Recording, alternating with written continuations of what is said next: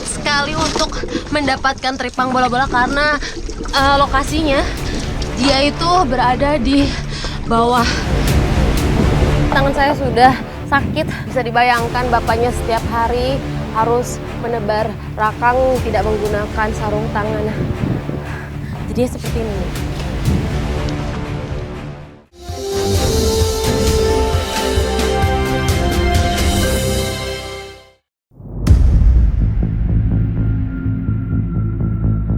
Memiliki sumber daya kelautan yang melimpah seharusnya bisa menyejahterakan warganya. Nyatanya, Kabupaten Pangkep menduduki posisi pertama daerah termiskin di Sulawesi Selatan. Berdasarkan Badan Pusat Statistik, jumlah penduduk miskin kurang lebih 47.000 jiwa. Tim Indonesiaku kali ini menyambangi Pulau Bangko-Bangkoang, Desa Matiro Uleng, Kecamatan Liukang, Tupabiring Utara, Kabupaten Pangkep, Sulawesi Selatan. Kami memulai perjalanan dari dermaga Macini Baji. Dermaga ini salah satu penghubung antar pulau-pulau di Kecamatan Kepulauan.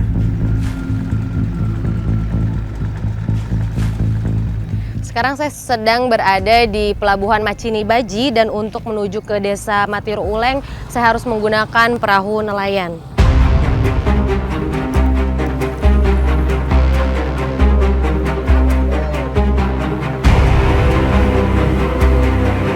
Terletak kurang lebih 1 jam dari Pangkep dengan menggunakan perahu motor, warga sulit mendapatkan akses transportasi menuju daratan utama maupun pulau lainnya. Tak heran, roda perekonomian pun berjalan lambat di sini. Pada saat ini memang kondisi air lautnya sedang tenang, namun ketika cuacanya sedang buruk, mereka warga desa tidak bisa keluar masuk menggunakan perahu ini untuk sampai ke daratan.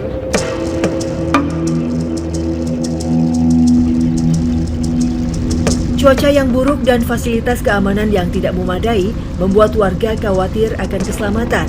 Terkadang mereka harus menunggu 1 hari untuk menyeberang saat ombak terlalu besar.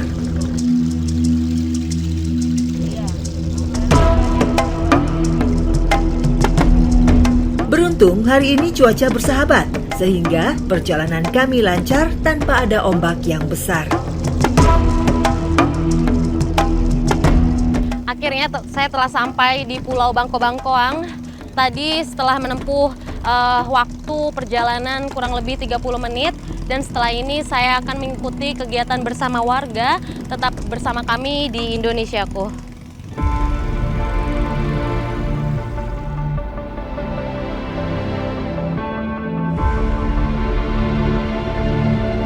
Inilah Pulau Bangko-Bangkoang, merupakan salah satu dusun di Desa Matiro Uleng, Kabupaten Pangkep.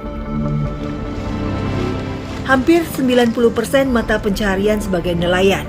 Hasil laut menjadi sumber penghasilan mereka. Salah satunya menangkap rajungan. Apa namanya? Ikan bete-bete. Nah, ini adalah namanya pento. Kalau misalnya ikannya kecil-kecil diisi oleh 2 ekor saja, namun kalau yang besar seperti ini diisi oleh 1 ekor sudah cukup. Dan nantinya untuk menjadi umpan rajungan. Sebelum pemasangan perangkap di laut, terlebih dulu perangkap diberikan umpan. Ikan bete-bete lebih disukai para nelayan. Selain mudah didapat, harganya juga lebih murah daripada ikan lainnya. Alat penjepit terbuat dari bambu biasanya warga menyebut pentok. 1 pentok berisi 1 hingga 3 umpan, tergantung dari ukuran ikannya. Dan jumlah pentok biasanya dibuat berdasarkan perangkap yang tersedia. 500 hingga 1.000 perangkap yang nelayan bawa tergantung kapasitas angkut kapal mereka. Tak hanya berpangku tangan, untuk para ibu nelayan juga menjadi buruh untuk menopang ekonomi keluarganya yang masih serba terbatas. Salah satunya Hasma. Nah, Bu Asma, susah nggak sih Bu dapetin umpan ikan bete-bete ini? Susah. Kalau tidak ada ikan bete-bete kita tidak pergi melaut, tidak dapat rajungan. Emang berapa sih Bu untuk beli umpan si ikan bete-bete ini? Harganya 35.000 satu basket kecil. Harapan saya naikkan harga rajungan menjadi 80.000 karena ini umpan serba dibeli. Belum lagi ongkos solar. Selain buruh, para nelayan sering mengeluh penangkapan ikan yang berlebihan yang dilakukan nelayan wilayah lain membuat ketersediaan ikan BT-BT semakin berkurang.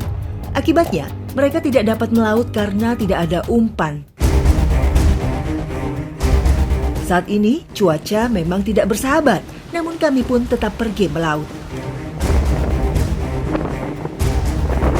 Karena ombaknya cukup kencang dan anginnya juga kencang sehingga kapalnya tidak bisa sampai ke sini. Jadi kami harus menggunakan gabus untuk menyeberang sampai ke kapalnya.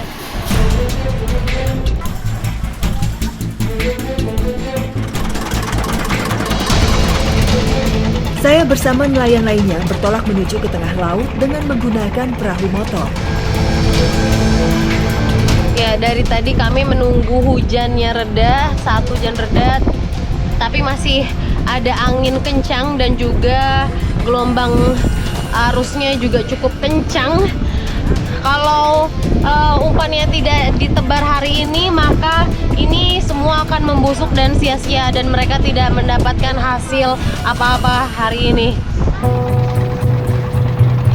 Biasanya, para nelayan berangkat untuk memasang perangkap rajungan jam 4 sore. Menurut nelayan, rajungan biasanya banyak ditemukan di perairan laut yang dangkal. Setelah kurang lebih 1 jam perjalanan, menempuh jarak sekitar 7 mil, kami berhenti untuk mempersiapkan perangkap. Nah, seperti inilah cara untuk memasang ikan BT-BT ke dalam rangkang. Dan nanti akan kami tebar. Sekarang udah bisa, Pak? Oh, dikasih tanda dulu. Nah, ini penanda untuk menandakan di mana letak pertama rangkangnya diletakkan. Ukuran diameter perangkap atau rakang dibuat kurang lebih 30 cm, dengan jarak antara perangkap yang satu dengan yang lain kurang lebih 7 meter. Artinya, dengan umpan 500 buah, panjang bentangan perangkap kurang lebih 3,5 km. Menurut informasi nelayan, waktu yang tepat untuk memasang perangkap sekitar jam 4 sore, agar umpan tidak dimakan ikan yang lain. Perangkap yang berisi umpan di dasar air laut sangat digemari rajungan. Biasanya, setelah masuk ke dalam perangkap, rajungan tidak bisa keluar lagi. Pernah nggak sih, Pak, pada saat menebar rangkang dan terjebak di laut? Ya pernah. Kalau kencang angin atau hujannya deras sekali toh tidak bisa melihat. Ya kita tinggal dikasih jangkar saja perahu, tunggu sampai reda toh. Hanya hujannya berhenti, baru pasang lagi. Perangkap yang terpasang di sore hari akan diambil pada pagi harinya.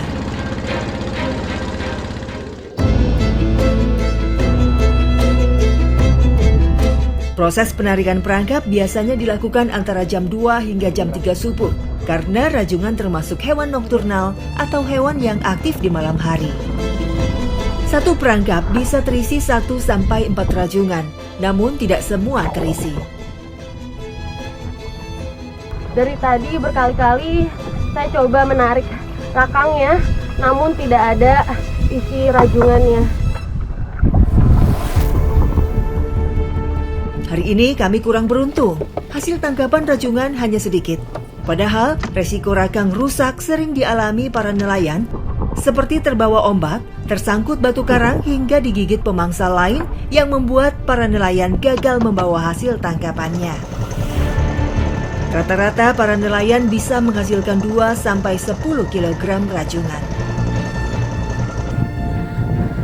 Belum ada 20 rakang mungkin, tapi tangan saya sudah sakit dan bisa dibayangkan bapaknya setiap hari harus menebar rakang dan menarik menggunakan tali, tapi tidak menggunakan sarung tangan. Kepiting dan rajungan merupakan dua hewan bercapit yang sekilas memiliki tampilan yang mirip. Padahal kedua hewan bercapit ini memiliki perbedaan. Antara lain, kepiting bisa hidup di darat, sedangkan rajungan hanya bisa hidup di air laut. Namun warga biasa menyebut hewan rajungan dengan nama kepiting rajungan. Ketika rakangnya sudah dapat, kami harus mencucinya terlebih dahulu dengan cara dikoyak-koyakan seperti ini agar tidak bau dan juga bersih. Lalu umpannya dibuang karena ini ikannya sudah membusuk dan tidak terpakai lagi.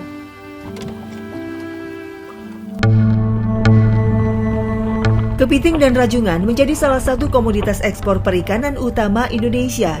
Namun sayang, hasil yang diperoleh warga Bangko-Bangkoang mengalami penurunan. Akibat pengambilan ikan BT-BT secara masif dan tidak terkontrol. Sehingga nelayan tidak mempunyai umpan untuk pergi melaut. Salah satunya Pak Atang, 15 tahun menjadi nelayan, namun hingga saat ini masih hidup serba terbatas. Kesulitannya apa aja tuh Pak? Dan kendala sehari-hari Bapak melaut ini? Oh, kesulitannya ini Bu, kalau kencang angin kasihan kita lah ya, tidak pernah kita keluar sampai ombaknya juga kencang, hujan juga deras. Karena perlihatan sana itu mau menuju ke sana tidak bisa. Tidak jadi karena cuaca kan buruk sekali ke sana. Saya meminta harapan oleh pemerintah dengan agar pemerintah bisa membantu saya untuk modal karena mau mengambil juga atau mau dikasih sedikit subsidi. Para nelayan di sini mengharapkan bantuan berupa subsidi solar. Seandainya saja pemerintah dapat memberikan subsidi solar itu dengan harga yang murah, maka para nelayan di sini akan merasa terbantu dan juga bisa melaut kembali dengan tidak dibebankan oleh harga solar yang mahal.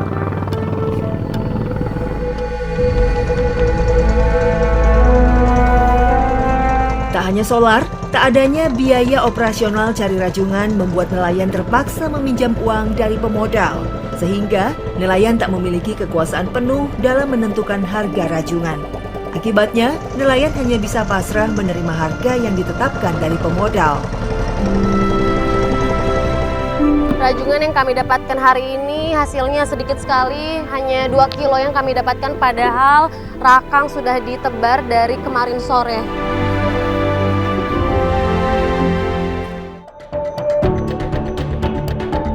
Setelah kurang lebih 3 jam penarikan, akhirnya seluruh perangkap terkumpul. Nah, bendera ini menandakan bahwa ujung rakangnya sudah selesai ditarik, maka kita akan kembali ke pulau untuk melanjutkan proses selanjutnya.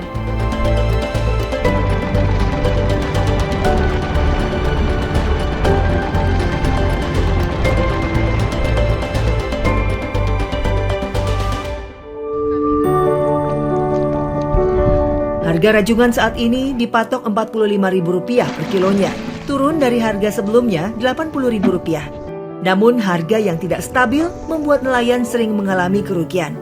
Padahal seandainya pemerintah memberikan stimulus-stimulus dan penyuluhan cara mengolahnya, harga rajungan bisa mencapai Rp200.000 per kilogram, sehingga para nelayan bisa hidup lebih layak.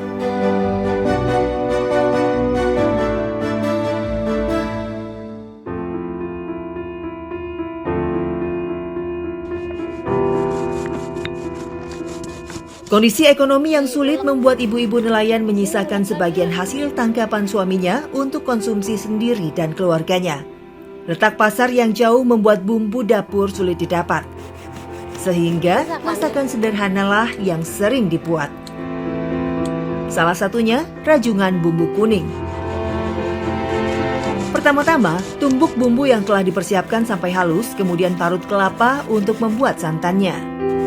Masih. Ibu, ini bumbu-bumbunya Ibu dapat dari mana, Bu? Dari pasar.